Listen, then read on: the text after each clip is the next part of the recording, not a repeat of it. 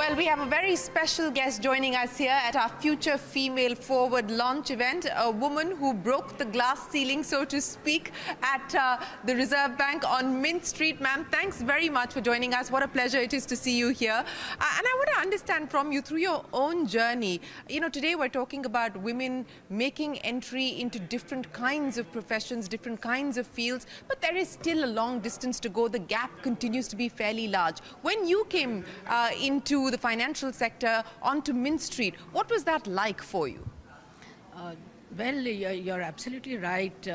When I joined, there were not that many women coming in, but I think in the finance sector somehow gave opportunities. Maybe it was easier to get in. You know, we just got in through competitive exams, and you pass that exam, and yes, you are posted to different places. Like I was posted out of Bangalore, my hometown, to Mumbai, and it wasn't easy to get the support of the family to say, okay, you go and live alone in Mumbai, you know, imagine. But yes, a lot of parental support. But I think one thing, a lot depends on the organization and really what kind of opportunities they give, and really how they are like gender indifferent, I would say. I wouldn't even say neutral or pro-women and all that. So I think women are able to really prosper in such a conducive environment where it doesn't matter whether you're a man or a woman, so long as you come up through meritocracy. So you never felt discriminated against? You never felt like you had to fight twice as hard as your male colleagues, your male counterparts? Definitely one had to prove oneself. And certainly women will not be recognized if they don't prove themselves. That's for sure.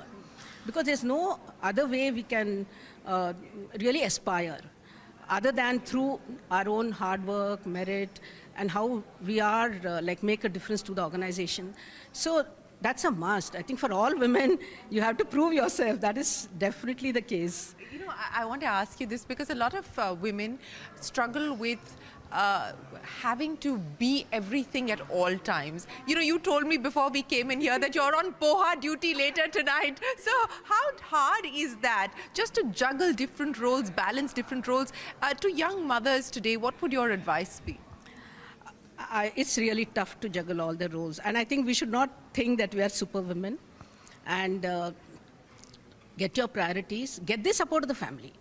Absolutely, that's a must. You need to ask for support. Don't give up your dreams and ambitions just because you're hesitant to seek support, whether it is your parents or your in-laws, husband, children. And I think that way, my husband, my kids, parents all really, really supported me. But I won't say that I was a superwoman and that I juggled all the roles excellently. I'm sure must have failed somewhere or the other. But that's perfectly normal, right? That's perfectly normal, and I think that's the way it is. You know, let's not really think of trying to be extraordinary and say I'll achieve everything. You know, I am capable.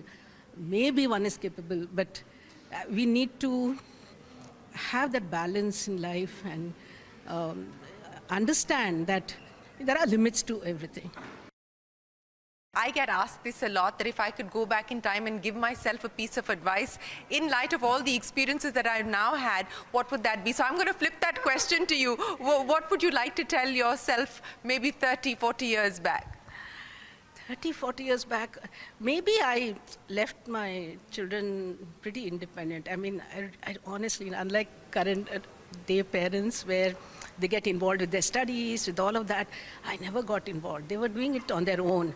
I do feel sometimes when I look at how involved parents are that, you know, maybe I should have done more on that front. Well, I think that's something that most mothers that I've spoken to, irrespective of what they're doing in life, that is something I think that they all sort of talk about as being somewhere, you know, they call it a guilt, but there is there is that feeling that perhaps they should have been there or done a little bit more. For women in the financial space, what would your advice be? I would, I mean, the advice would be that, you know, during the Lehman Brothers, I think it was the IMF MD. So she mentioned that if Lehman Brothers was Lehman Sisters, perhaps this crisis would not have happened. So I do think that women have a great role in finance, particularly because of their maturity, wisdom, judgment, and that's why they're very good in finance. I know that more prudent, more prudent, and more prudent, and more prudent, and ability to say no, or ability to have a counter view, and I think that's the virtues, I must say, of women. Of course, one shouldn't generalize, because not all are like that, but yes, it does. I think for women it's, I don't know, maybe it's easier. Say no. Well, thank you very much. It's always a pleasure. Appreciate you joining us here, and we appreciate you being here for the Future Female Forward launch. Thank you so much, Shireen, for this opportunity. My absolute pleasure, ma'am. Thank you so much. Well, guys, we will hand it back to you and come back with more guests here from the Future Female Forward launch. Well, I have with me Suman Gopalan, who's the CHRO at Freshworks. Suman, women in finance, are things getting better? Absolutely. You bet. This is the time to be in corporate India and in startup and in finance. So it is definitely looking up. What would you say is the best advice you ever got when you were starting out that you would like to tell the younger women who are starting now? The best advice that I got is don't listen to what the world has to say, listen to yourself. Listen to yourself. Since you're looking at the HR, you've been an HR professional for a better part of a quarter of a century. What are companies like... You feel very, very old, yes. Because you've been in this field for so long, what I wanted to ask is, what are organizations like Freshworks doing to ensure that there is more diverse participation in the workforce? Yeah, this is something we've done right from the beginning. So it's not something that we decided much later. We had diverse workforce from the day zero. And this is a part of our DNA. And we've just amplified our efforts as we have grown bigger. And you can see it's paid off very richly for us. And we credit a huge part of who we are as a company and our culture to the kind of workforce we have today, which is very diverse, very different, very passionate, and that's a big, big thing for us. As a woman leader in your respective space, what is the most bizarre bias you've come across that shouldn't exist in this day and age? You have all kinds, but I think the most common one, which continues to be bizarre for me, is I think people assume that when you take a break, you somehow lose your brains. Yeah, you lose confidence, but you don't lose your brains. And I think that's a bias that still exists. It's a stereotype that still exists. We're chipping away at it, so I feel hopeful. Well, if you had a penny for every time you were mansplained, I would be richer than a millionaire today. All right, Sumana, thank you. Thank you so much for your time here, and I will toss it back to my co-anchor, Mangalam. Mangalam. Well, Ritu, I have with me Mr. Venkat of Deloitte. You usually don't go to any place where there is less than 40% representation of women. Unfortunately, it's a 100% male conversation here. But on a serious note, I mean, all the companies that you consult with and the companies that, your own organization, can you give us a rough strength between how many are females and how many are men? In my organization or in others? In yours and the others that you interact with. Well, in ours, we actually look at it at each level. And we also look at it at what happens at the entry level and what we have at the very top. And very happy to say that at the entry level, we are at about 46%, but overall as an organization, we are at about 41%. And it's because certain parts of our organization are over 50%, and others, particularly those where you have technology, are significantly lower, and we have to do the catch-up. We need more women in technology. We do need more women in technologies, the STEM field as a whole. But, of the companies that you interact with on a regular basis, like you said, you look at people at the entry level and then you look at it at the leadership level as well. The beginning of the race, it's fairly crowded. There are a lot of people. But it's only as we move towards the end of the race, we do see a lot of women falling out. So what do you suggest that organizations should do? And what is it that you guys do to ensure that, women don't fall out of that cycle? Well, we examined it. As you know, we are a partnership. And so the top of the heap is actually partnership. And we have a target that 25% of our partners should be women. But we want to do it in a very transparent way. There are no special favors here. It's purely on merit. part of the issue was that as an older organization, we didn't have many women earlier on in the workforce.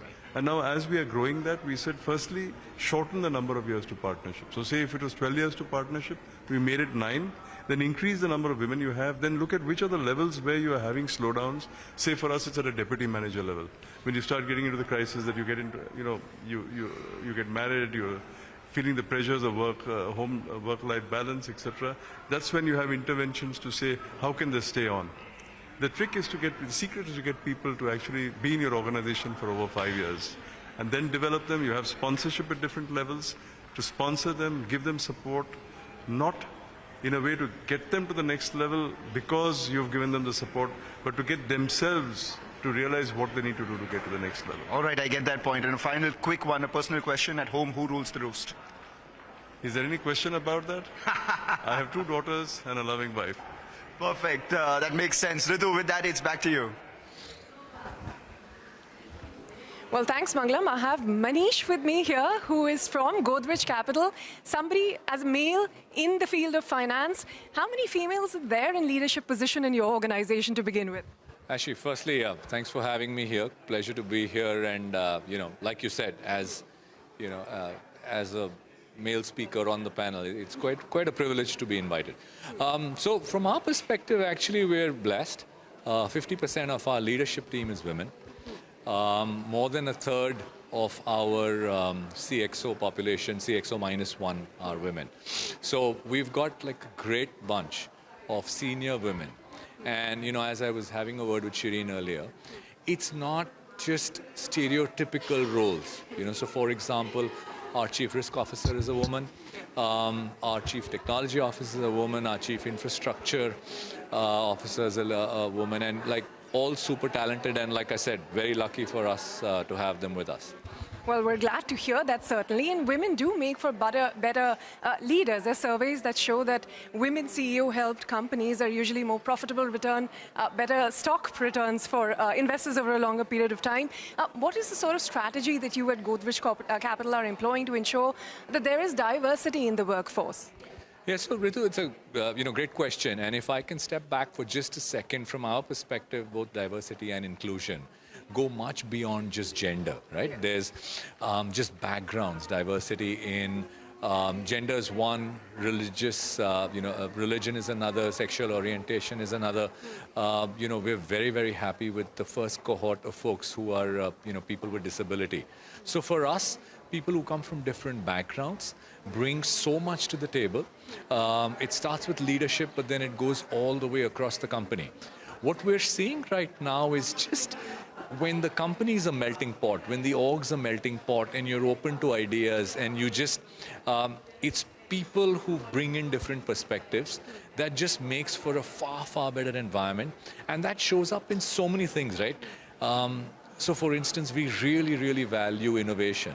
And it's hard to innovate if everybody's got the same background, looks the same, talks the same.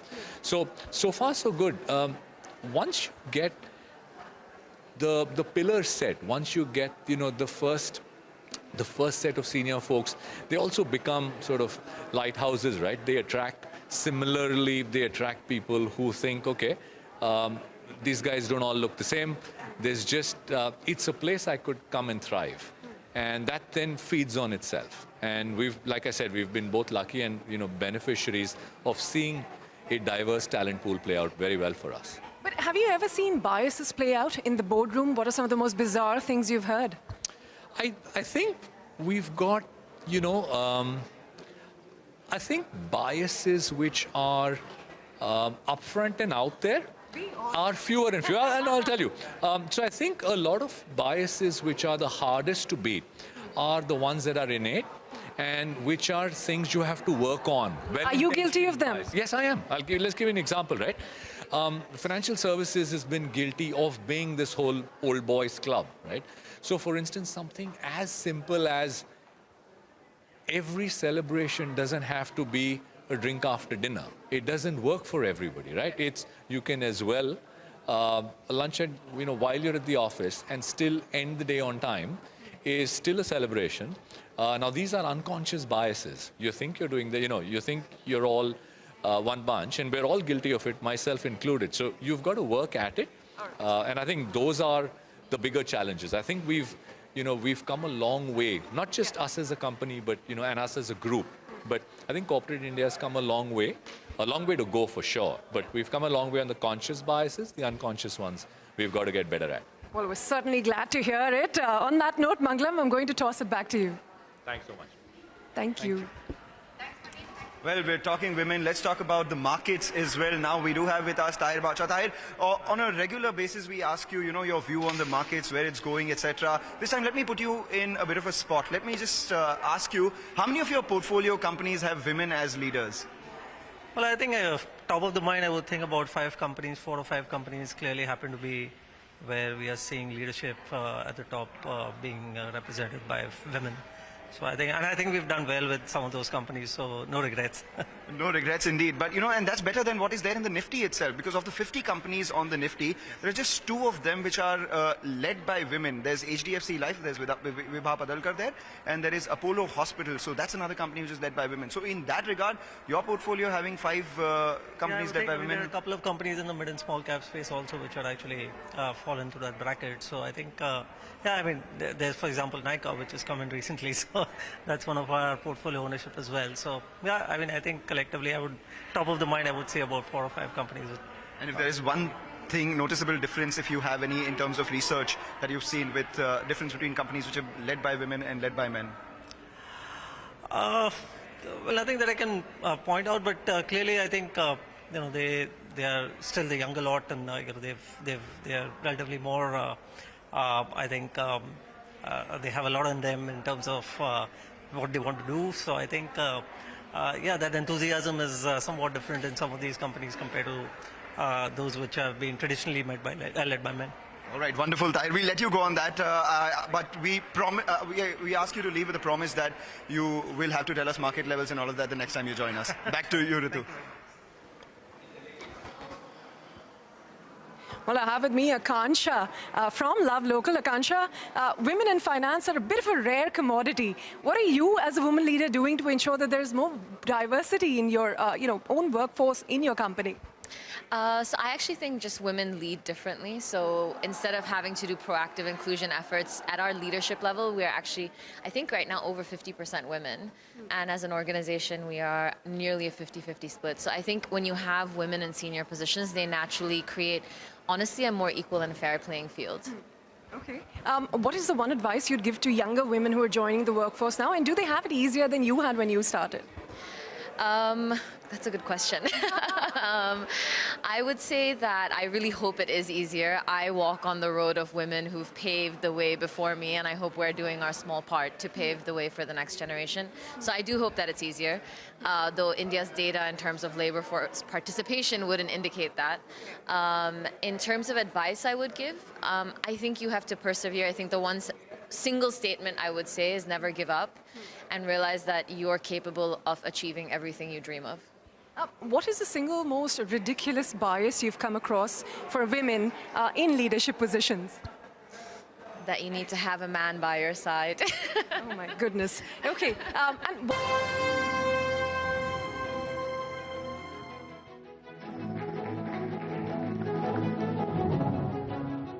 A very good evening to all of you. I'm Shruti Mishra and I welcome you all to the big launch of HSBC presents CNBC-TV18's Future Female Forward, the Women's Collective. Knowledge partner Deloitte, industry partner FICCI and associate partner Reliance Industries Limited. These 3 words, Future Female Forward, are actually intertwined within each other. Women are the future. They have been spearheading from the front and will continue to drive us forward to a glorious tomorrow. Today, we bring you a pioneering initiative to support women as she makes her mark on the world. It's a part of a continuous initiative that CNBC-TV18 has been a part of to put the spotlight on this very pertinent subject of gender equality and economic growth opportunity at the workplace. With the goal to bridge this gap and initiate a dialogue as a purpose-driven brand and the leader in English business news, CNBC-TV18 has taken it upon itself to be a trusted partner and an ally. So let's commence this evening by inviting on stage flow artist Eshna Kutty, who shot to fame hula hooping to A.R. Rahman's Genda Phool in Sari and Sneakers. Please put your hands together for Eshna, who will groove to a masterpiece thoughtfully curated by award-winning singer Sonam Kalra. Eshna, over to you.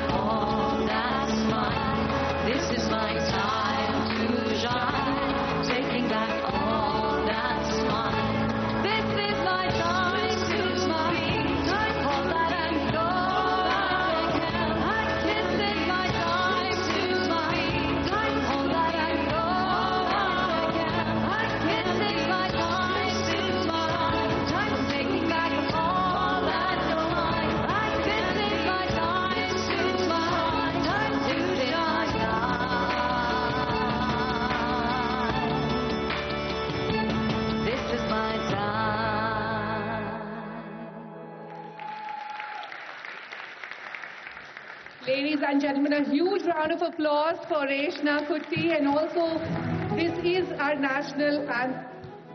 national anthem for our series Future Forward. Ladies and gentlemen, a huge round of applause once again, and also please do tweet about the evening using the hashtag #FutureIsHers. I would now like to welcome on stage CNBC-TV18's Managing Editor Shireen Bhan to talk about her passion project, which has brought all of us together this evening. Shireen, over to you.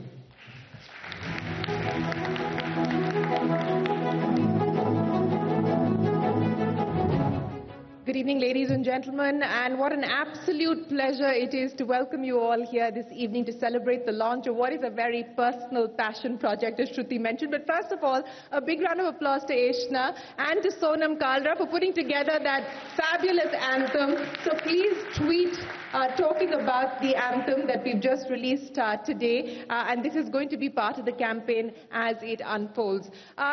Ladies and gentlemen, I don't want to throw statistics your way because study after study highlights the outperformance of countries and corporations that prioritize gender, and yet we're still so far behind in bridging the gap. And this uncomfortable reality was the starting point of our journey to mainstream the conversation around the need for inclusion, diversity and parity in our society, in our homes and in our workspaces. It's a journey that we started at CNBC-TV18 more than a decade ago.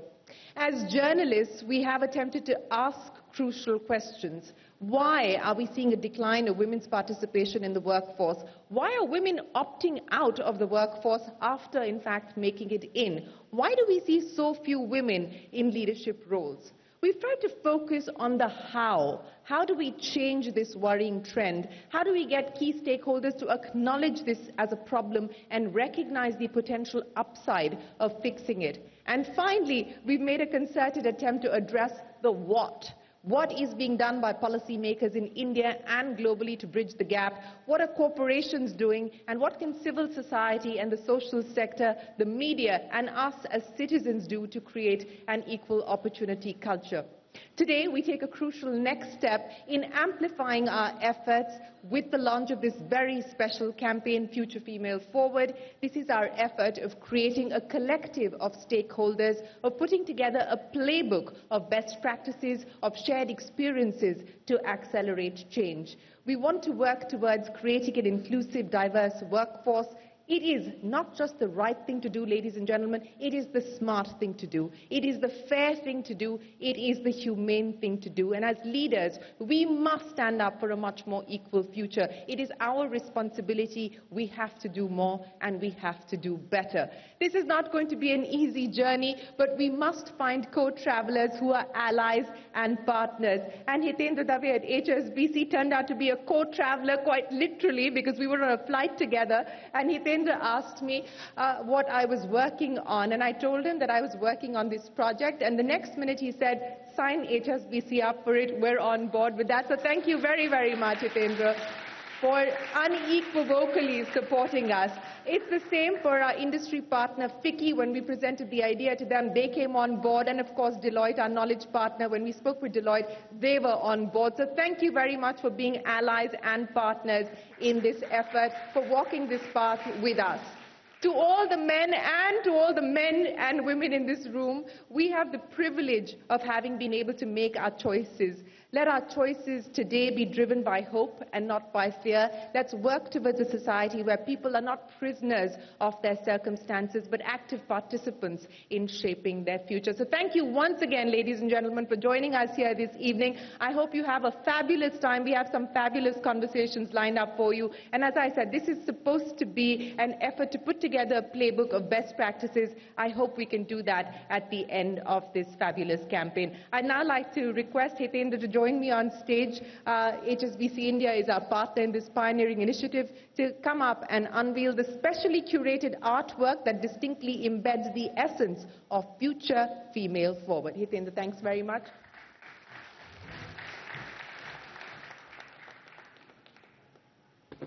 Yes. Ladies and gentlemen, a huge round of applause, please.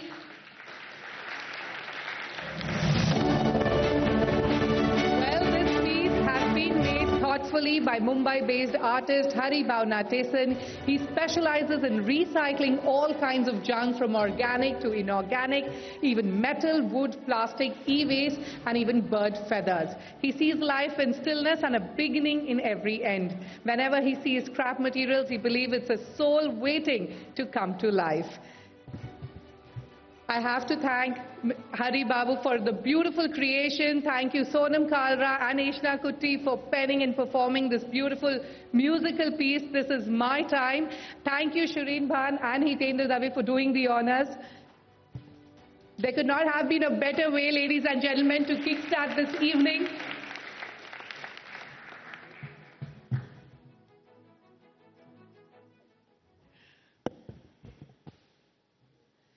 But before we get on with the evening, let's take a look at what lies beyond the glass ceiling. She wants to live a life without fear. She wants the opportunity to set the highest standards and benchmarks. She wants to be a ceiling breaker, a go-getter, and a change maker. She wants to be the leader of today and tomorrow. CNBC-TV18 takes another very important step to ensure that gender parity becomes an undeniable reality, where equitable gains, equal participation, infinite growth become the rule, not the exceptions of the game, making the future truly forward. HSBC presents CNBC-TV18 Future Female Forward, the Women's Collective. Presented by HSBC. Knowledge partner, Deloitte. Industry partner, FICCI. Associate partner, Reliance Industries Limited. Now, taking the evening forward, it gives me immense pleasure to start our first session themed Leaders Forum, Playing for Parity, a special conversation addressing the evolving role of women, particularly in the workplace and economy, and the ecosystem facilitating this progress. The following leaders belonging to India's top enterprises are front runners, proactively playing for parity not just in their own businesses, but inspiring young enterprises to follow suit. Along with them, we also have with us an industry leader who is mainstreaming the gender parity discussion and an ambassador who has been championing the cause of gender equality in her country, India, and the world. To lead the session, I would first like to call back on stage Shireen Bhan. She's the moderator for the session. Please welcome our panelists, Dr. Anish Shah, Managing Director and CEO, Mahindra Group, Hitendra Dave, CEO, HSBC India, Manish Shah, Managing Director and CEO, Godrej Capital, N. Venkatram, CEO, Deloitte India, Prabhat Narasimhan, CEO, Colgate-Palmolive India Limited, Her Excellency Ritwa Kokuronde, Ambassador of Finland to India, and Dr. Sangeeta Reddy, Joint MD, Apollo Hospitals Group. Ladies and gentlemen, a huge round of applause for our panelists this evening.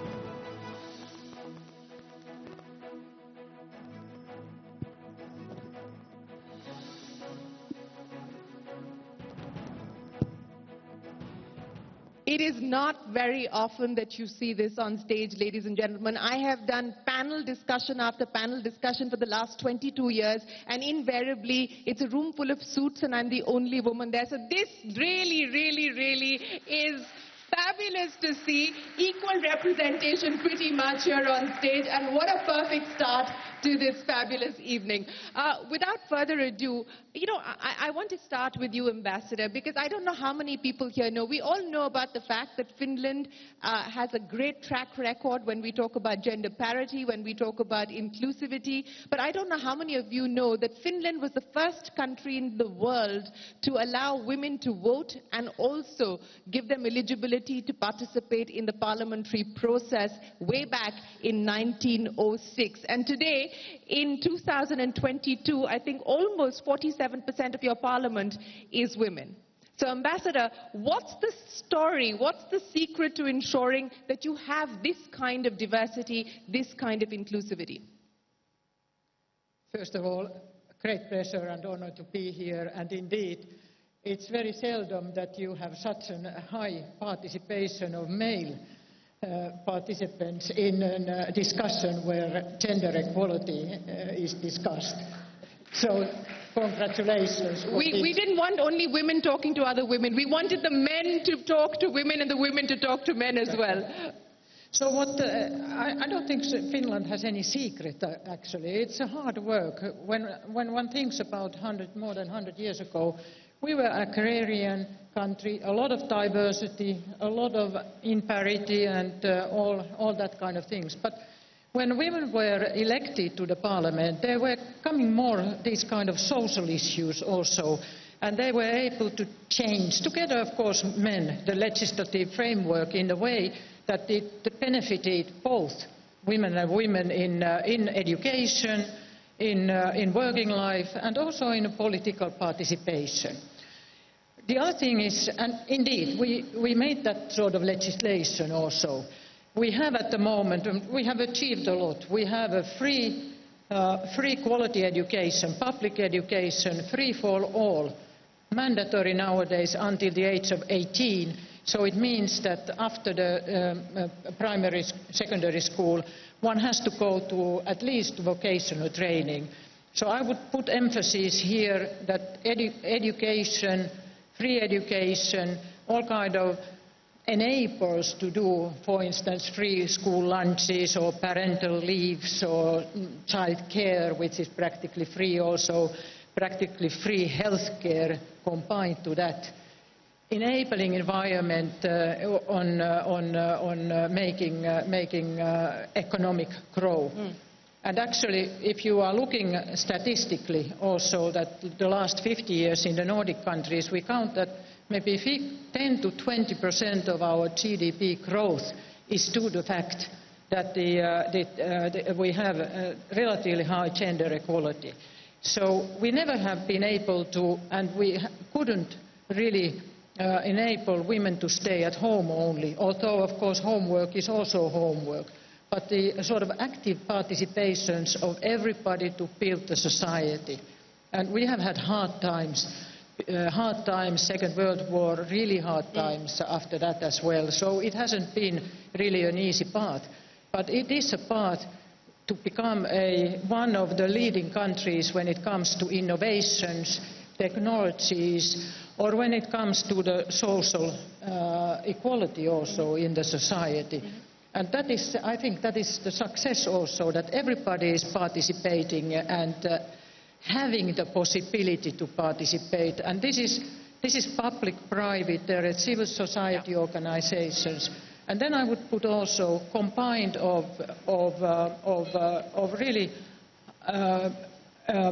equality in the sense on respecting of human rights, judiciary, democracy and the participation in that sense. Long answer to your question. No, that was a very comprehensive answer to my question, and I think what you said is absolutely right. It is not, there's no silver bullet, there is no magic wand. It's a hard, arduous journey that everyone must undertake.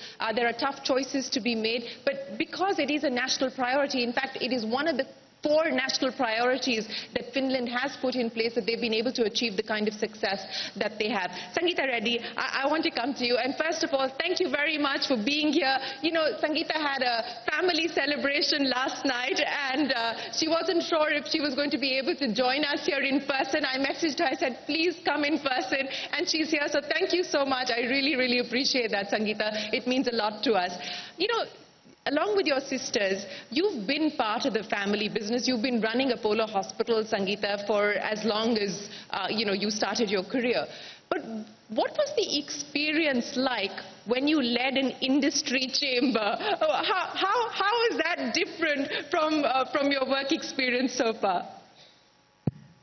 So, Shireen, first, it's a pleasure to be here, and I really want to thank you for putting the spotlight on this, and this whole concept of future female forward is very powerful. What is the world looking for? What is our future? We're talking about equity. We're talking about, a kinder, better world. We're talking about the environment. And I think all these are ideologies that women kind of naturally embody. So the world will be a better place when we look at equity. But jumping directly into your question, I want to say that FICCI was a great experience. 2 years ago, I headed the chamber. I wasn't the first woman leading it. I was actually the third. Yeah. So FICCI does have a culture, whereas my sister, who headed CII, was actually CII's first female president. So that was interesting. But I really want to say that I believe that educated men and women who are exposed and who are confident don't have that many problems about gender equality. And therefore, at FICCI, it was a lot of fun. Of course, it was a difficult year because it was also the COVID year, so we did more Zoom calls than actual meetings. But the main point I want to make in just one line is that if we have the exposure, the education, the open-mindedness and the mindset, then it's about leadership. It's not about female leadership. Yeah. And that's really where we need to go and where I think India is headed.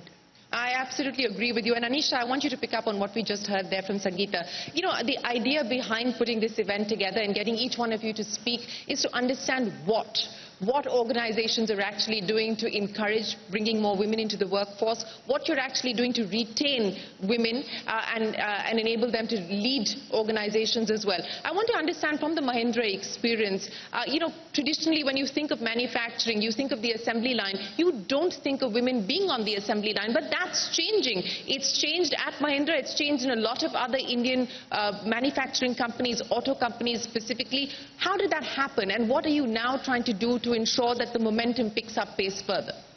Shireen, to start with, this is a very important initiative because in India in particular, we see a lot less female participation in leadership.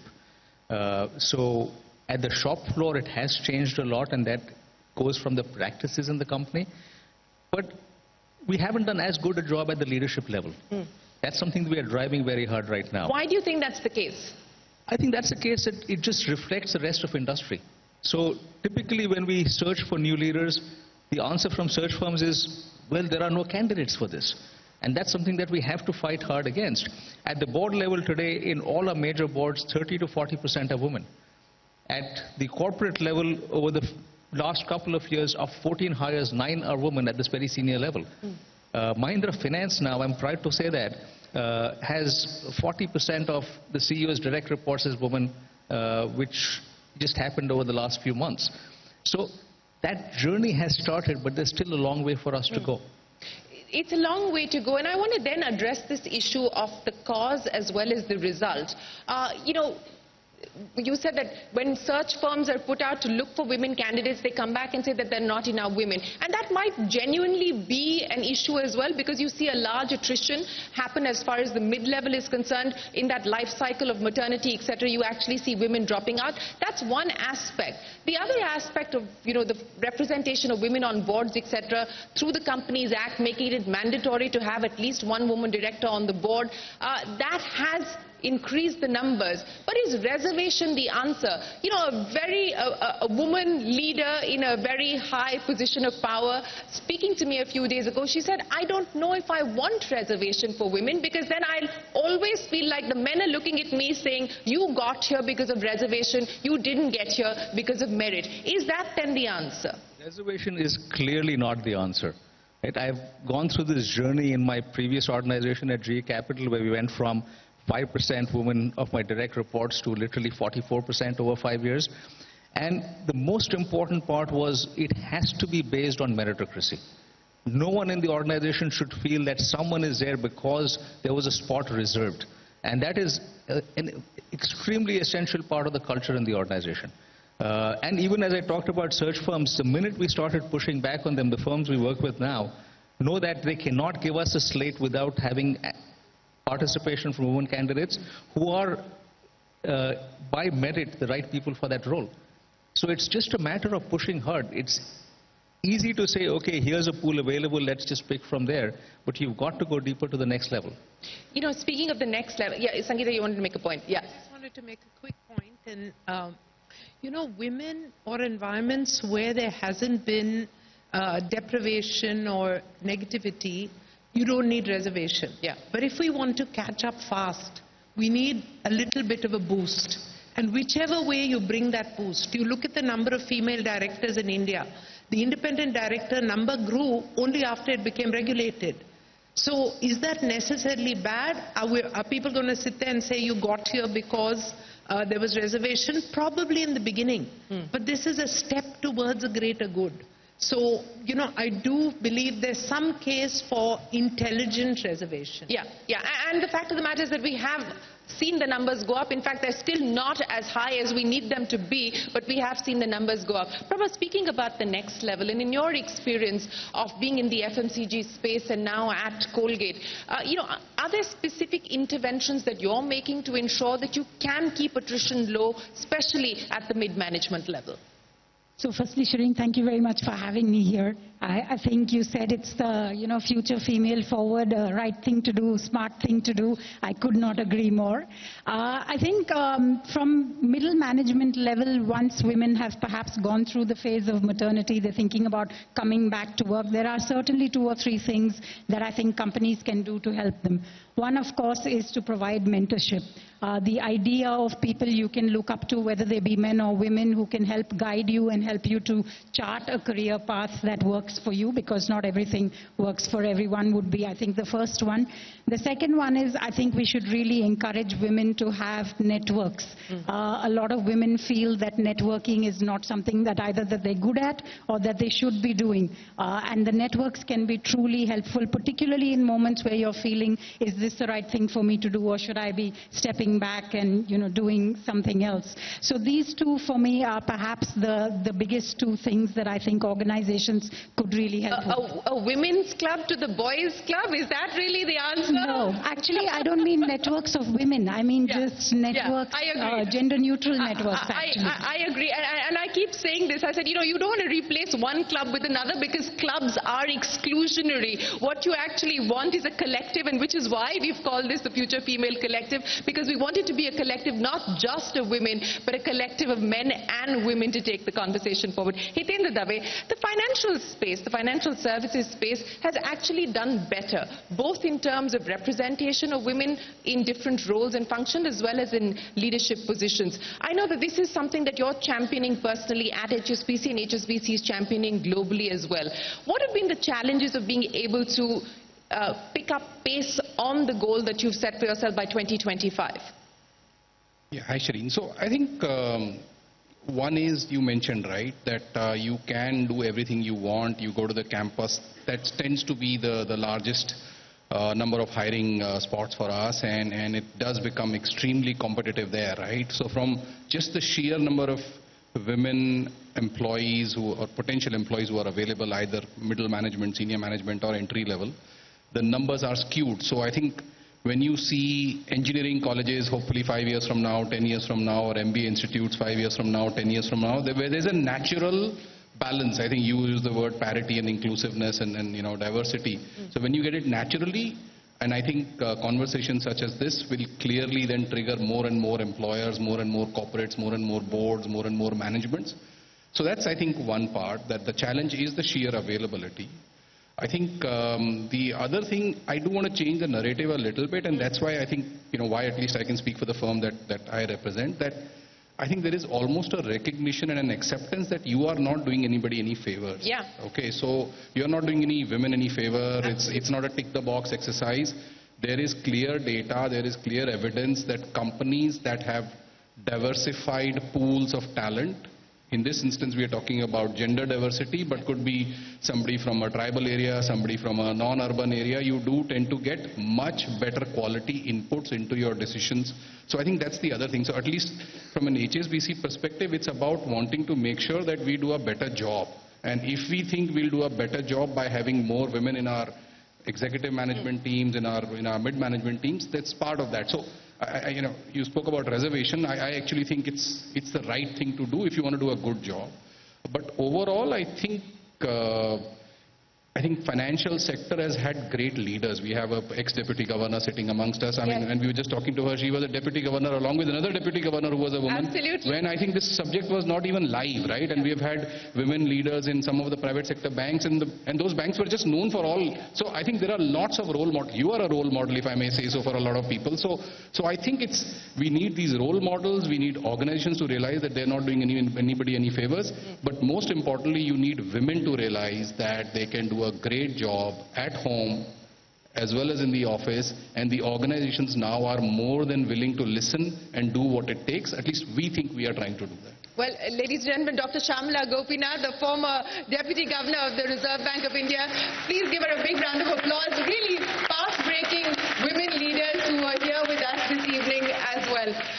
Manish, let me address this issue that we just heard there from Hitendra in terms of organizations being more listening, being more empathetic, and actually trying to change the culture, change policies to ensure that you bring in more women and you retain more women and you create a culture of meritocracy. I know you've made this a C-suite priority for you, and there's already been a fair amount of work that's gone in there. What's worked? What hasn't?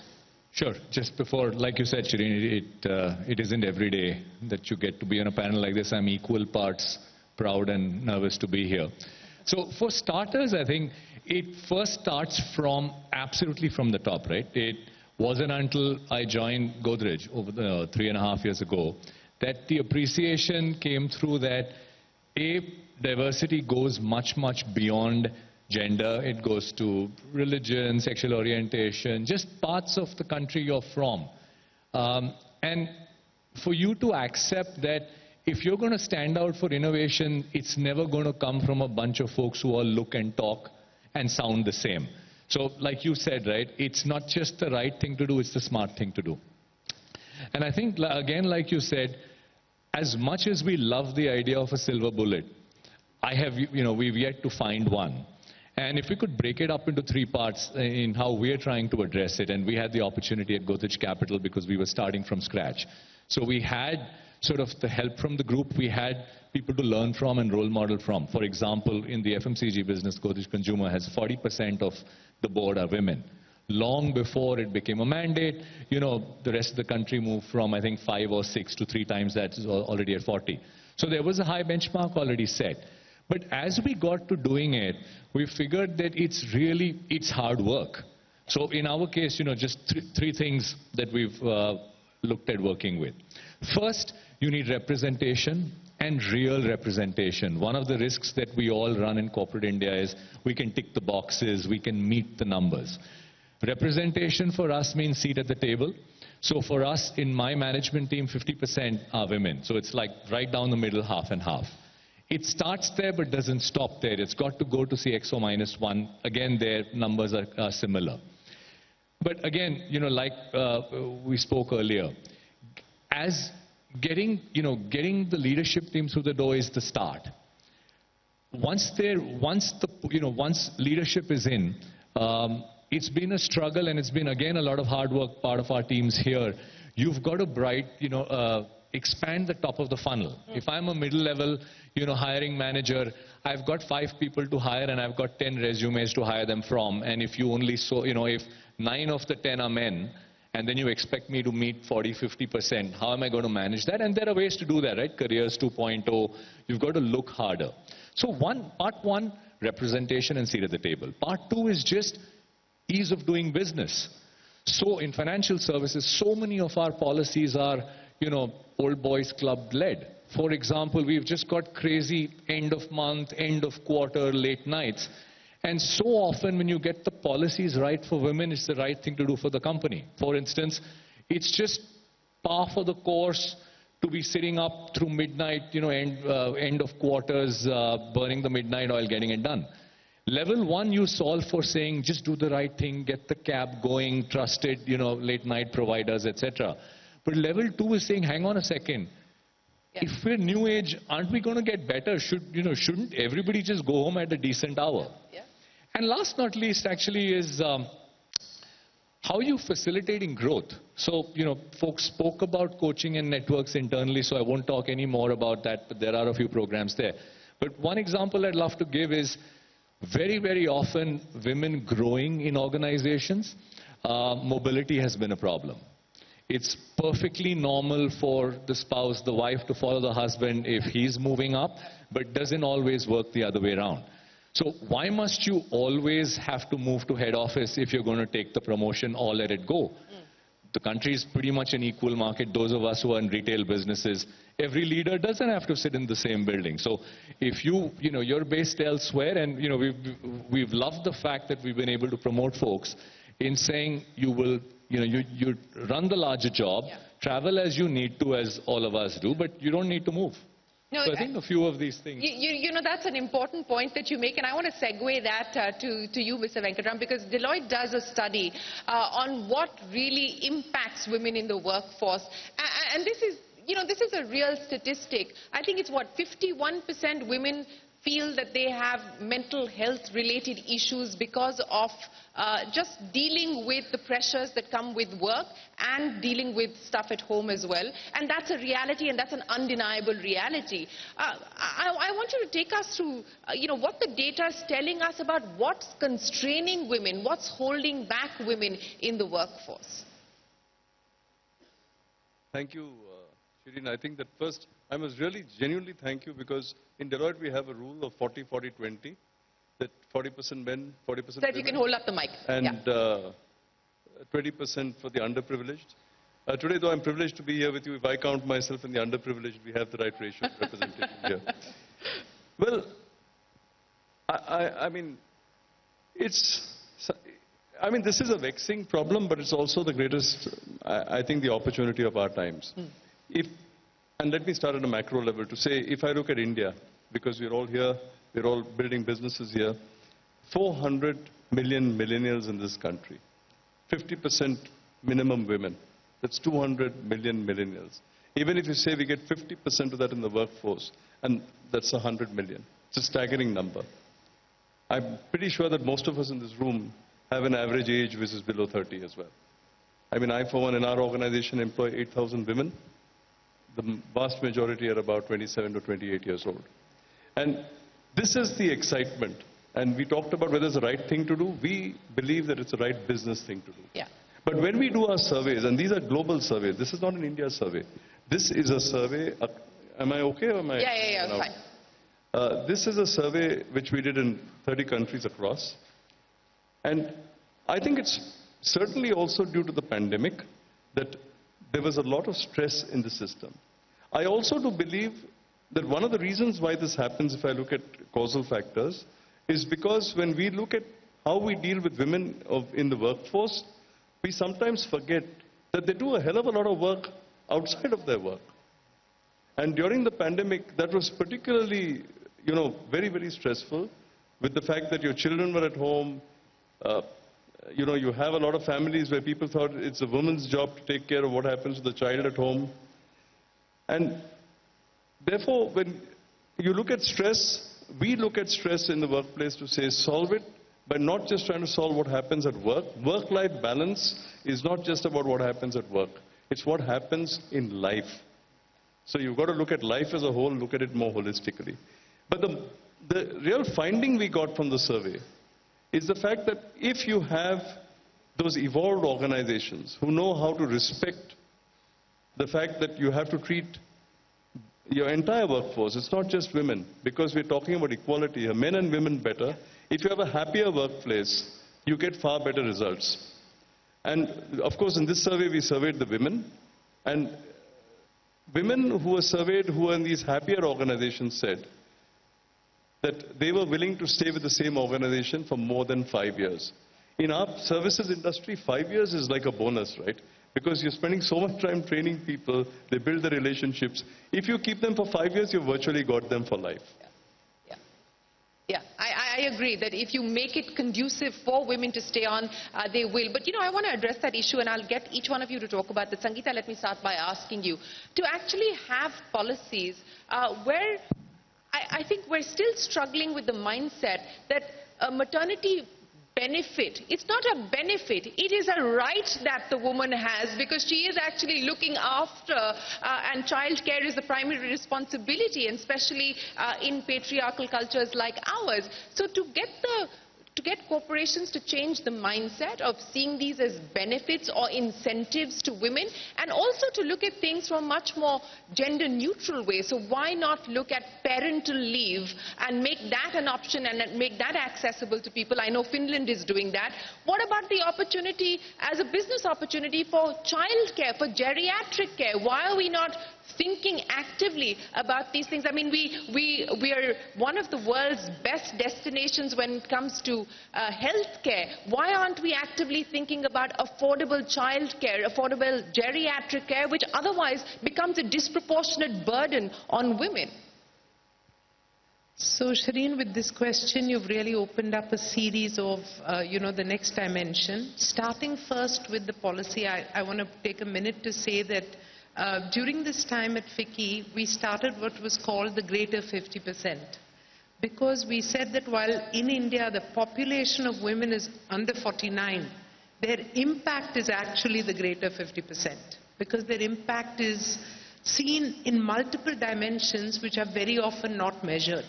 And one of those unmeasured dimensions is the care economy, which is a whole separate subject. Can we quantify it? Can we put a tag on it? What will the impact be if we could tag the care economy? Our GDP would almost go up by 40 to 70%, depending on how you look at it. So that's one whole dimension. But coming back to the important thing of two important things that you raised, one is policy and the other is mindset. So in policy, we actually made a framework called the Female Friendly Organization, which was a simple checklist. From things like, do you have toilets? What do you do in terms of leave policy? Do you have paternity leave? And therefore the woman, it's not just about being able to stay at home and protect her income. It's also what happens to her place in the career ladder. Because if she's taking 6 months or 1 year off, has she lost her promotion opportunities? So we need to start thinking equal in many ways. And with that and a policy framework, I really want to jump to the whole idea of mindset. Because many of these are not just about a policy framework, it's about execution and it's about mindset. And I'm going to give you a very simple example. Many medical colleges today have almost 70% women. This is interesting. I mean, Apollo has, our female workforce is over 50%, our board is more than 55%, but our medical college has 80% women, but that's a different story. The important point I'm trying to make is that when a woman in a home is a doctor, somehow the mother-in-law, the husband, everybody is very understanding about their need to go and serve a patient in the middle of the night. That they're taking calls, that they're staying late. This ability to respect the woman's career, and I'm really happy they're doing it for women doctors, but I think this ability to extend this framework to more than the medical profession will be one step towards recognition of women's contribution in the workforce at large. So we need to focus on that. And that is, again, coming from your silver bullet point, this may not happen, in the next 5 years or in the next decade. But we must start asking the questions, what are we doing in terms of framing? How are we bringing up our young men? Are they taking an equal role in the house? And, just this thing, I recently had a grandchild, and my daughter-in-law, very sweetly, I saw my grandson playing with his cousin's doll. And I asked her, can I buy him a doll? And she said, of course, I have no stereotypes for boys. And I loved it. Exactly. So 30-year-old women are saying we have no stereotypes for our sons. So I feel very strongly that in the next 10, 20 years, India is going to be a very different place. Yes, Prabha, please. I just wanted to actually add on the policy point, because you make a really great point. And when we make female-first policies, they don't necessarily need to be targeted to women. Because if you start saying parental leave, then the responsibility is a shared responsibility. If it's maternity leave, then it is the mom's responsibility. And I think corporations can go a long way with their policies to modify mindset as well. Absolutely. Anish, I want to ask you, what's the roadmap? What are the targets that you're setting? What is the action agenda that you're putting together at M&M? I go back to what Sangeeta said. The primary word here is mindset. Because if you were to define success, success is not having conversations like this. Because that's really equality. And that's possible. I would tell you, growing up and through my early career, I never felt this divide. Right? That probably stems from my mother, who was in the second batch at IIM Ahmedabad, one of two women, and an entrepreneur in the late 60s. My wife, who's one of the leaders in education today. And I was in organizations mainly in the US where my first 5 bosses were women. Right? So coming back to India is when I really felt it, that this is different now. But that comes back to mindset, and how can we create the organization culture where it is viewed as equal, everything. Policies, how we relate to each other, seat at the table at all levels, that's when we will have success. That's when we'll have success. Hitendra, what's the 5 priority areas for you? No, I think we mentioned it earlier that it's the right thing to do for your customers, for your staff, for your management team. So, what is the right thing to do, you always do. So if, advertising at a particular spot, let's say in her industry, is the right thing to do, you do it. So I think we all, and this is all men in the organization, definitely the senior women in the organization, need to be re-emphasizing again and again. This is, if you want a long, successful business, you will not be able to do so unless you have diversity of inputs, and clearly science tells you or data tells you that you get that. I think the other thing, and the unconscious biases will have to go away. So one of the very senior leaders in my organization once told me that, what is happening, for the same, let's say, a very aspirational role, if it's there, you will take a bet on the men or the male candidate much more easily, but for the women, she has to pass much higher level of historical performance. And and see, it is something I never thought of till it was told to me that, yes, he's done something, he's a great guy, he's gregarious, he'll get it done. And, In her case, she has to show that she's got like top rating. And she won't talk about it, by the way. She will not talk about it. Yeah. So it is changing. It is, at least in our organization, it is changing. There is no shyness in the organization, which is great, right? The third thing I think is, it was mentioned earlier, but you do need a proper mentoring, coaching, networking. It doesn't seem to come naturally for whatever reason. But it will come naturally if there is a generation, 2 generations, 3 generations, where whichever way you want to call it, the boys club, the girls club, or whatever, but it is seen to be the natural way, and that need not be just all women, but just a group of people who can go out. I also think you need specific programs. See, all talk will end up with nothing if we don't, now you want to call it reservation, but just somewhere where you're telling the women out there, and I want to use this broadcast to tell all the women out there, all the women in this room, that we, for example, have a program called Power to Her. It's a spectacularly successful program. Any woman who's taken a career break, for whatever reason, can come back 1 year to 25 years later, right? Anytime you want to come back, you want to taste the workplace once again because it's been a long time, come back for 6 months or 1 year. That gives you on-the-job experience, and we make every effort thereafter to make sure that that converts into a proper job. And last, like I said, I think in any organization, the senior leadership will have to take sponsor, will have to really drive this thinking, kill any negativity on that, and thereafter that it happens. Well, and it is going to be a generational shift. It's going to be a generational change. Manish. So I think one of the best, so if we look at a roadmap, what we'd love to get to is where we don't have to track these statistics anymore, and it just flows. And one of the lines that very early on got me thinking was, when I was told that there's a difference between being invited to the party and having fun at the party. It's very easy. We can send out invitations 50-50, but did you have fun at the party? If you had fun at that party, then you've made it work. So if we get it right, we wouldn't need to track this anymore. We're a long way from there, but if we can get to that point. And a couple of interesting experiments we're going to have to try to go above and beyond, right? A lot is spoken about when you're having a kid. The easy part is the 6 months off. If you don't do it, there's a law, and you've come to accept it. How are you going to make it easy for folks to work when they come back? 2 points. Hitendra spoke about the careers 2.0 or people coming back. The person who heads recruitment for us, she's in the audience today. She came back after having taken a break and actually led recruitment for us, that then it was obvious, saying if I can do it, it makes it easier. And I think experiments that if they work, so where I sit, just downstairs is the crash. So every time I look out of my window, I see a crash. And the number of people, who've come back in saying the hard part's not the 6 months. It's when I've got to leave, my toddler at home and come to work. Then it's, then each time I've sort of asked and saying, the kid's got a fever, I'm at work. Every time I'm asked is it worth it? That's when it starts to break down. And the fun part actually is, it's a lovely creche downstairs, a lovely daycare. And half the time actually there's guys in the office who are going down to check on their kids.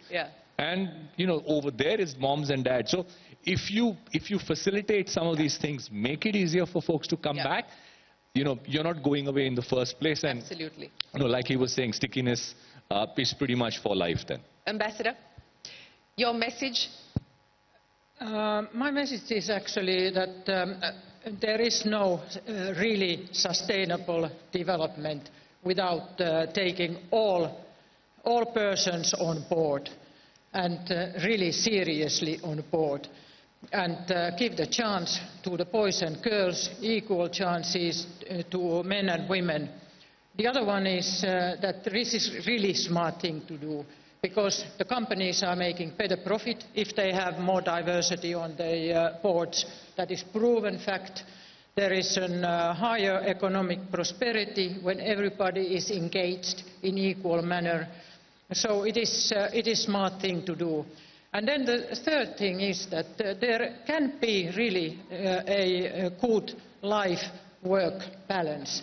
My country is really having that, and that is really one of the reasons why Finland has been chosen 5th time in a year as the most happiest country in the world. Absolutely. So it makes you happy also, that you don't really always have to work. And the fourth is really that it is a mindset. Yeah. I'm very proud mother of 2 children, 2 girls, who have married or boyfriends who can cook, clean, and take care of them. Absolutely. As well. And may their tribe prosper and increase as well. Mr. Venkatraman. I think number one priority always for us is tone at the top. The boss has to walk the talk. You've got to call out when people don't do it. You've got to take specific affirmative steps that people know that this is business and that it's good for business. The second is, we cleansed all our policies 7 years ago when we started the journey to say it should all be gender neutral. We don't want something for men and something for women. And that therefore means that even to the point that you made, that if you want people to not sit late, don't say women should not sit after 8 o'clock. Say nobody should sit after 8 o'clock. Because the longer the men sit, at promotion time, they say, I worked harder. So when you get them out of the office, get them all out of the office. I equally do it for drinks. I actually had a 1-hour drinks rule. Because you find that women can't sit late, right? So you said, if you have an evening of cocktails, it's 1 hour. You want to stack 5 in front of you and do glug, glug, glug, do it. But we stop in 1 hour. And I found that these, are very purposeful and they really work. The most important is sponsorship. Yes. We found that sponsorship are 2-tier for us. One is sponsorship for, as they're in their careers, critical jobs for us, like say, manager to senior manager to director, director to partner. But then when we really reviewed it, and I have Moini Shah who leads DEI for us, a very interesting twist we gave to this is, we said, let's look at our senior women partners and sponsor them too. Because we think that this is a once-in-a-lifetime thing you've got to do. You've unlocked the chakras and they're going to flourish. But you've got to go back and say what's working, what's not working. And then you've got to go back and support them visibly. And every person in leadership has to do that. Well, that was 3. And that's the perfect note to end this conversation on. I think we've heard some very meaningful, insightful ideas and, of course, actual experiences being shared here by the leaders. And I completely agree with you that it has to be thoughtful, it has to be purposeful, and it has to be a journey. It cannot be, checking the boxes. It has to be reviewed, assessed continuously, and it has to sort of stand the test of time. And just to end, I think we've been pretty mindful of this at CNBC-TV18 as well. And I'm very, very proud to say that we have 0 attrition at the level of the mid-management where young mothers have taken off because of maternity. We want them back. We value them when they come back. And I think that's really the message that we need to send out to women who return back to the workforce. So many, many thanks to Hitendra Dave, Prabha, Anish, Sangeeta, Manish, Ambassador, and Mr. Venkatraman for joining us here to kick off the first conversation at the Future Female Forward. Ladies and gentlemen, a big round of applause. Thank you very, very much for your time.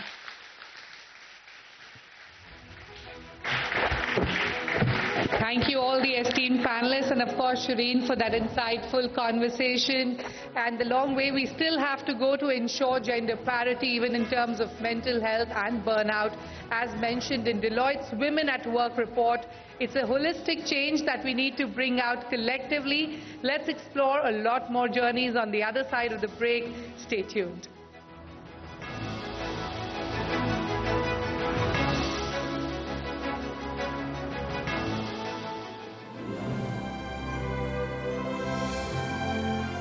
Research Organization, or ISRO, to you and me. They head space programs that will serve the needs of India and many other countries. Opportunity at the workplace is a reflection of an entire society, and India has some shining examples to offer the world. We know them for having achieved what few in the world have been able to dream. Celestial bodies made way for their ambition to become real. Meet the people who made the unprecedented and unimaginable possible. Future Female Forward. The Women's Collective is honored to host and felicitate ladies who make ISRO and all of us believe we can reach the stars.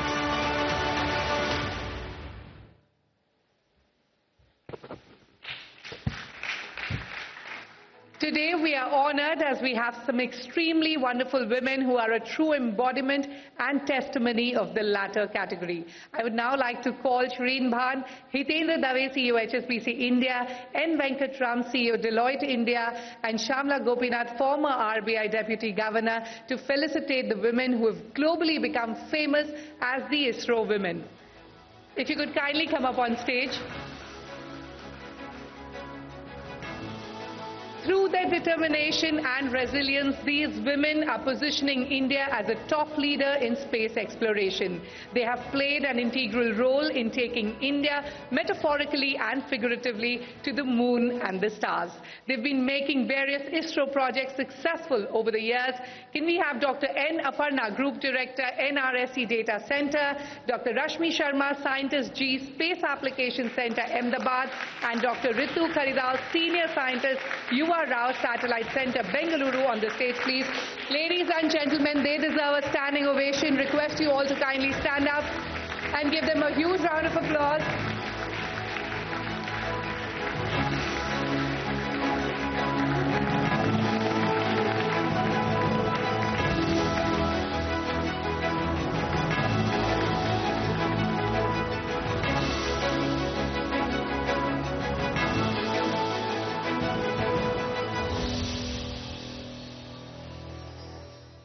Kindly do the honor. Ladies and gentlemen, keep the applause going.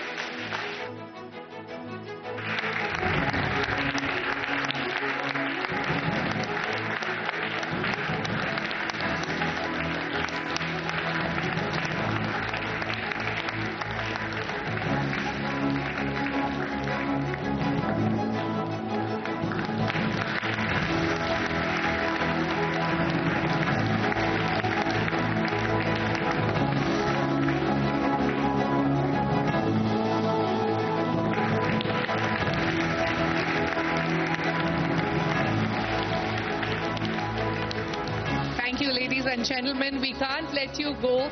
A few questions, and let me start with you, Dr. Ritu. You were a part of the much talked about Chandrayaan, Mission Chandrayaan 2. How was your experience? Talk to us about the hardship phase and the many celebrations that followed. Thank you so much, Shireen ma'am, and calling us here, giving us so much honor. Yes, Chandrayaan and this Mars Orbiter mission, they were very challenging missions for us. And as you know, this was a mission where we had to go first time and capture the Martian orbit.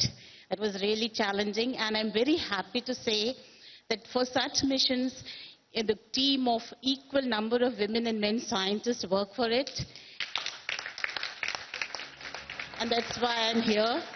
And very happy to say that, yes, ISRO has provided, that sort of safe and secure environment and the merit-based progress. So that has helped all the women scientists who have worked there and come out and show their talent and really achieved something which created history in the history of our ISRO and India. Thank you. Thank you so much. Dr. Aparna, I would like to now ask you, like we showed in the AV also, data is the new oil and something that we've seen across industries. Again, satellite data is not something that we talk about on a daily basis. And of course, we also don't see much women participation in the data science space. How can we change this and your experience working with them? First of all, thank you for calling us here and honoring us this way. Really thankful for that. Actually, it's a wrong opinion. So when you say in ISRO, we in NRSE who are working in the data center, I have almost 50% ladies. And we do take care of the data acquisition, the data processing, and the data assimilation and dissemination, both we do. And I have a women force with me, as well as my organization has almost say 20 to 30% of women who are in the higher top positions. So it's not that way. We in ISRO are very comfortable, and whatever you people were discussing today, inclusivity and then, allowing the women after the maternity leave, we do give them the same positions what they were working before they go on the leave and all that. So that way, we are achieving what we are, and ISRO is what it is today because of all this freedom and, the openness given to us that we can say what we want to say and work what way we would like to work. They listen to us and they do take care of us. That's why we are here. Wonderful to hear that, and lessons that corporate India perhaps can take from ISRO. One final question, Dr. Rashmi, and I want to ask you, talk to us about the kind of grassroots level work that you're doing and the kind of women you meet there and then their significant contributions. Thank you. Thank you, CNBC, and the partners who have called us here. Actually, it's a very different kind of experience for us. We are not used to this kind of, such gatherings and all. Anyway, and I also thank ISRO for nominating us to attend this beautiful the meetings. So the question which you asked is the data. Actually, what you heard from Madam is that there's a lot of satellite data, right? Now, the point is what to do with the satellite data. So the important thing is that you convert this satellite data into different applications and then to the informed decision so that it reaches to the grassroots level. So that has been, in fact, the idea and the vision of the ISRO right from the beginning, from our founding father, Dr. Vikram Sarabhai. He said the space technology used to meet the common man's, their requirements for the national development. So with that as an objective, we have been working. And in fact, I should tell you that in this kind of a development of the applications, what we do, we have, the women's contributions are enormous. Actually, they are coming up with enormous ideas, cutting-edge research they are doing, data science. You talk of anything and they are there. And just one example I'll give you. While we develop these applications for, catering to the different sectors, the women are traveling to the Antarctica for expeditions, going for months together. Then they are in the seas for days together, rough seas. So women are there everywhere. They are ready to take up very big challenges. And ISRO is one organization we are very, very proud of because it really offers you that neutral platform. And when we talk about the neutral platform, the leadership believes in it. They have a faith in it. It's not lip sync, actually, just not for the sake of saying. And we never felt in my 31 years, I have completed 31 years in ISRO, I never felt even a single day that I should leave ISRO. So the ISRO is an amazing organization. I must say the leadership has been amazing. So thank you very much. Yeah. Yeah, so all the young girls and some of you may be the researchers, students. As I said, that there is a lot of opportunity. The space is limitless, so the opportunities are limitless. So please come join ISRO and contribute to the national development. Thank you. Thank you so much, ladies and gentlemen. A huge round of applause for the ISRO women. Thank you so much for coming and joining us today. Thank you, everyone. Today at the Future Female Forward, the Women's Collective, we are celebrating and recognizing the women entrepreneurs, the women power that is making headlines, breaking barriers, and emerging as a leader by the go-getter attitude. Time for us to take a short break, but don't go anywhere. We'll be right back.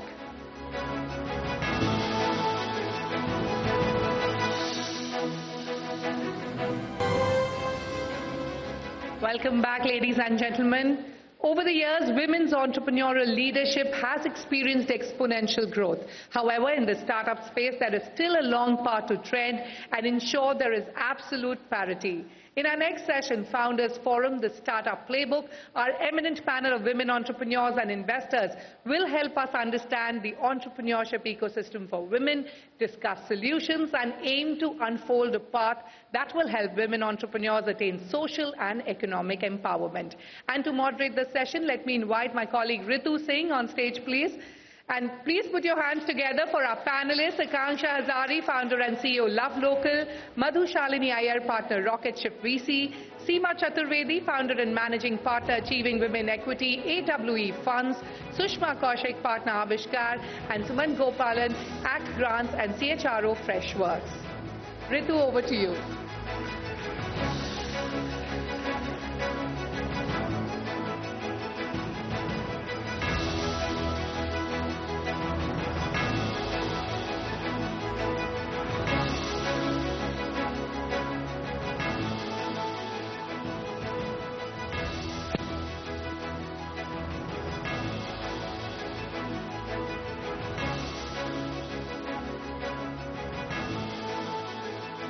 lot of black and white on the stage.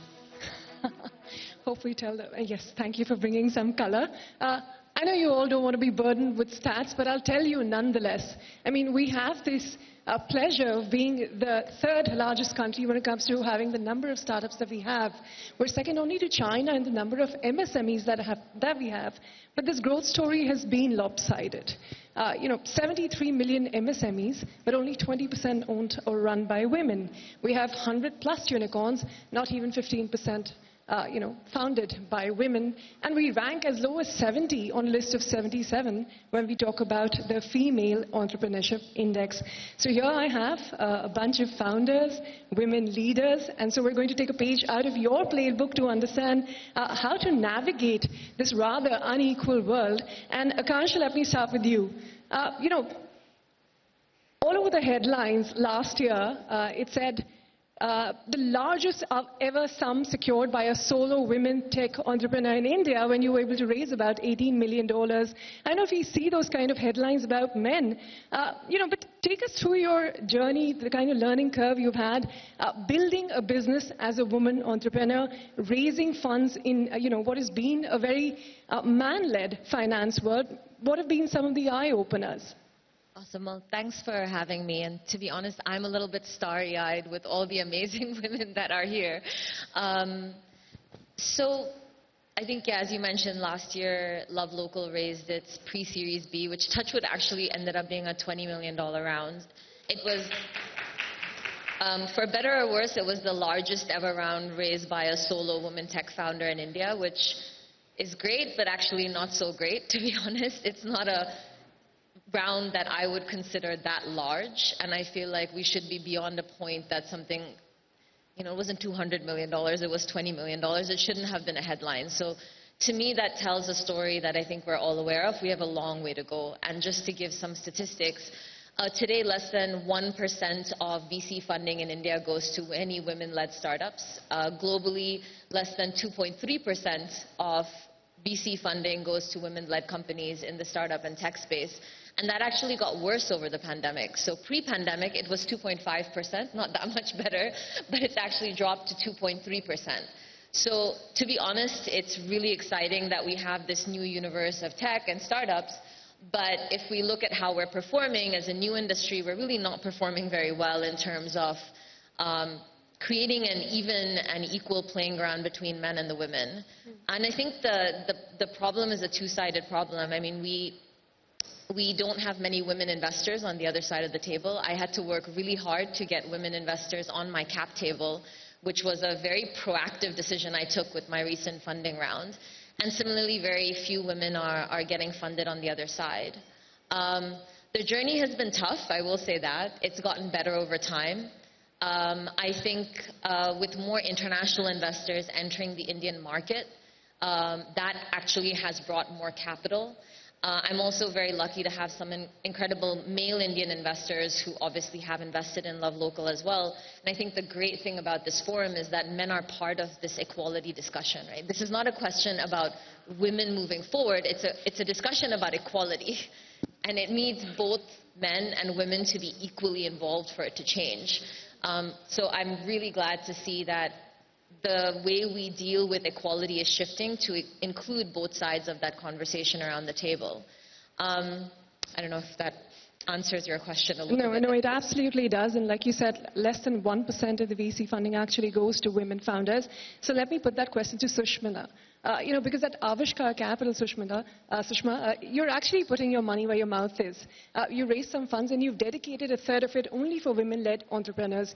We know women are better business leaders, and I'm not just saying it because I'm a woman. There are studies that say so. Women-led companies are more profitable. Why is it that you still remain an exception in this venture capital world? Is it because there's leadership from women at Avishkar that we saw this happen? Would it not have happened otherwise?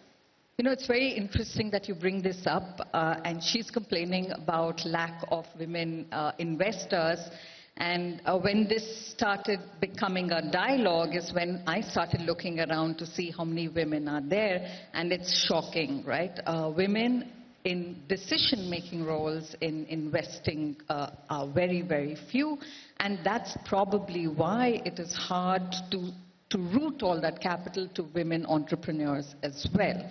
But so saying, yes, Avishkar Capital is one of the first funds from South Asia to be recognized as 2X flagship, which means we are tasked with the job of being gender smart, creating gender smart portfolios, identifying entrepreneurs like all of you to put in the money and create returns. What's interesting is in the investment space, the loss ratios of funds, which are largely led by only male teams, is as high as 20%. And it's found that gender diverse teams, which have women in decision-making roles, have it as low as 8 to 12%. So that's a significant amount of capital that is protected. And so I believe there is going to be a change going forward. Well, we do hope so. Madhu, you do have a ringside view to this, and as someone in the venture capital world, how much emphasis would you say these funds place on ensuring that there is diversity on the boards? To what extent does this play as an important factor when you make your decision to invest in a company? So I think, nothing will be complete without completing the ecosystem. As VCs, we all have LPs, limited partners that invest in us. And those are the people that can make the huge difference. And they are the ones that are at the top of the pyramid, giving the money and investing the money. And they are very keen in making sure that women get what they deserve. And they are divvying up some funds for women-led VCs, for women-led startups, so that the money goes to women at the end. Very far and few between, but I can say that global leaders like Goldman Sachs and many other family offices and institutional investors have put their money on it. I know I'm diverging, but it's very important to address the top of the pyramid, because the VC ecosystem is very, our hands are tied. As anybody will tell you. Would you say your hands are tied? Our hands are tied because of the limited partners that invest in us. It is a very male-dominated industry. I hate to be the contrarian here, but I have to tell the truth that there is the number of women venture capitalists in India, far and few between. The number of women-led funds in the valley where I live, far and few between. I think it's only going to change if the limited partners decide to put money in women-led funds and therefore sort of going down to women-led startups.